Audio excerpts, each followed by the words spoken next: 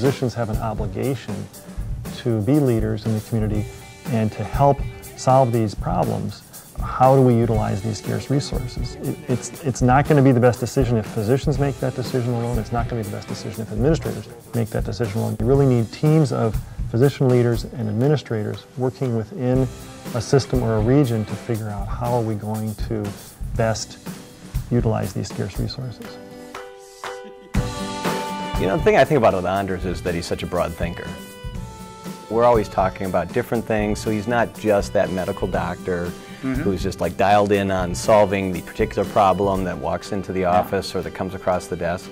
He's really about the whole person. He's about thinking holistically. He's always there to think with the, challenge the tougher topics. And I think that spreads to a broader worldview where he's really trying to use his skills to help people individually and collectively. I think he started out life as a beer drinker, and when he realized Sally was a wine drinker, he became a wine enthusiast and knows more about wine now than I do. Well, he is Scandinavian, so it's all relative. He's Danish. He's not Norwegian. I live in St. Paul. This is our hospital. And I've said many times, I'm just one heartbeat or one misstep away from needing a fabulous hospital that would be my hospital. He's a great cyclist. I would see him in a bike pack as being the individual that could easily take the lead, but would probably choose not to because he wants to be back, making sure that you got enough water, pull out a candy bar or two, hand it to you as you're going, make sure that you've got something to chew on, and then if you're slowing down, probably pull in front of you and take the draft for a while.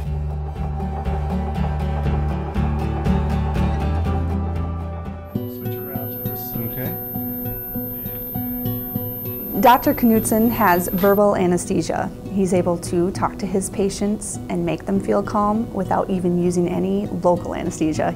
Conscious sedation, which is a medication in the vein. Dr. Knutzen radiates that people are first, that the patient ultimately is what we're here for. He makes you want to work with him just because of his demeanor. He's always prepared. He carries a briefcase with him that's full of documents that go back 10 years. And it's because he's not trying to put it on the table to show you what you don't know. He's there to pull it out and fill in the blanks and help you understand it when he recognizes that there's some information that can help you see the whole picture of where it's been and where it needs to go. And you don't find that in people unless they really care. GFR is 42. Yes. Yeah, so we need to skip the IV. Okay, sounds good. Okay, thank you. Bye.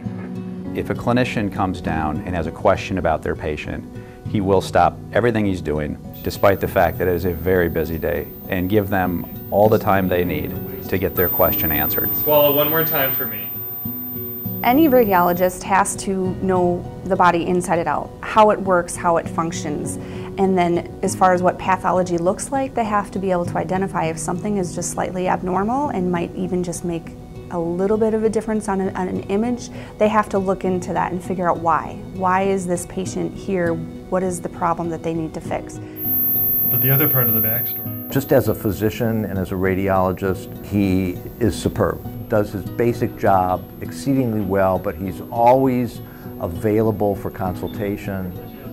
It's incredibly valuable to me as a pulmonologist to have a radiologist who has an interest in chest diseases to be my partner in patient care.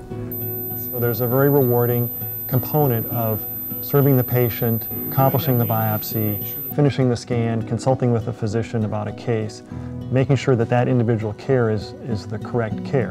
Intrahepatic bile duct dilatation, on an administrative level, there's a satisfaction of being a part of improving the care that the patient and the larger community receives. So I've been blessed to work with a number of my colleagues as medical directors on all the committees that we work on in Alina. And those physicians together with our administrative colleagues are building systems, building programs to improve the care at United and in the East region. Always knows where he's going, and it fits the attention to detail thing, right? I mean, he knows where we're going, he's a good planner, but at the same time he's not high-strung, he's just, he's just can be super relaxing. So we're painting this picture of this guy that's really technical, but he is really, he can have a good time and relax, and it's great to see him kind of away from the structure of his job. Yeah. This is really where our quality... Anders has been a leader from the day he got here, you just look at his desk. My desk may be really messy. I may have some papers here, papers there. Anders is pretty well organized. Having been in healthcare for many, many years, when you meet an individual like Anders, it's really clear that not only is he passionate about what he does and he puts people first and patients at the head of the game, he also looks for balance. And so we talk often about bicycle riding and things that we do out of work in order to have and find that as leaders, in a very complex, very fast-moving environment. I believe that Anders has chosen to work to live, not to live to work. First of all, I'd like to thank United Hospital Foundation for this honor.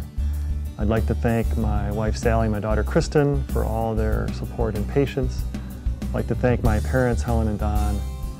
My group, St. Paul Radiology, for all the partners at United who covered for me while I was on the phone or switched their schedule so I could attend the meeting. I really feel like we're sharing this honor together, so thank you all. And lastly, I'd like to thank everyone for coming, especially people from St. Paul Radiology, United Hospital Medical Imaging Department, and friends and family who've made the trip.